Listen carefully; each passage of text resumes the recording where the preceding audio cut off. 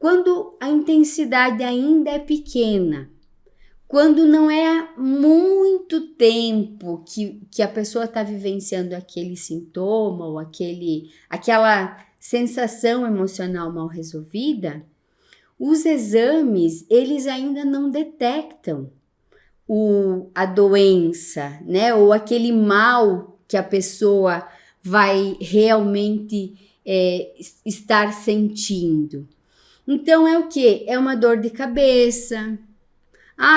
Eu tenho sentido muita dor de cabeça, né? Na terça-feira passada, a gente teve várias pessoas que me perguntaram, né?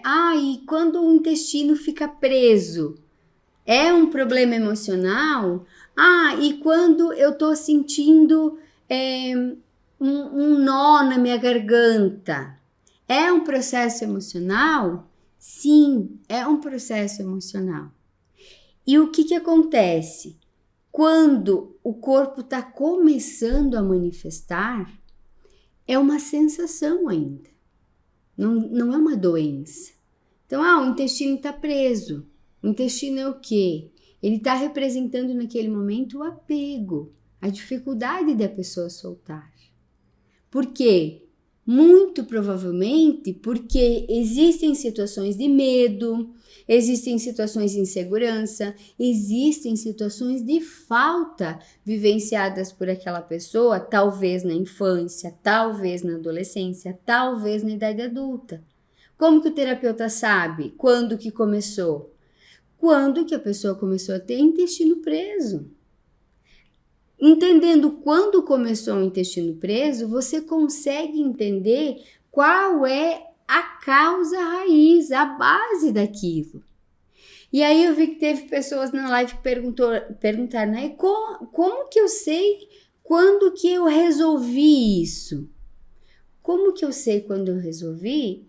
É quando você tem a queixa física, você vai olhar para a emoção base, vai fazer o processo de ressignificação daquela emoção base e de reprogramação daquela emoção base, e aí o sintoma não aparece mais. No exemplo que eu estou usando aqui, o intestino começa a funcionar normalmente. Às vezes não no ritmo, né, perfeito, digamos assim, né, porque perfeição é individual para cada um tem o seu tempo, né, de movimento do intestino e tal, mas existe o que é saudável. Então, assim, a pessoa evacuava uma vez por semana, vai tratar em terapia, né, a emoção base, seja lá ela qual for, medo, insegurança, né, porque cada pessoa o terapeuta ele precisa conseguir olhar para a situação da pessoa e mergulhar e até encontrar a emoção ou a base, a cena base que está gerando aquele desconforto.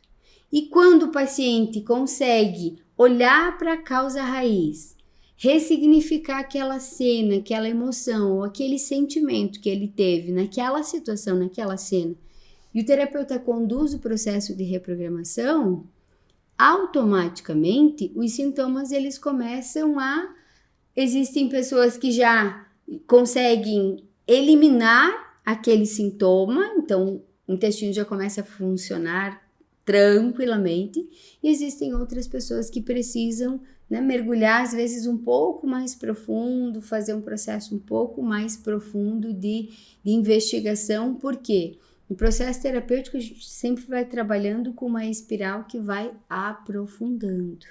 Então, o aprofundar é ir cada vez mais fundo nessas questões, porque às vezes você vai identificar com o teu paciente uma situação lá da infância, mas às vezes o paciente tem dificuldade de acessar informações lá da sua infância.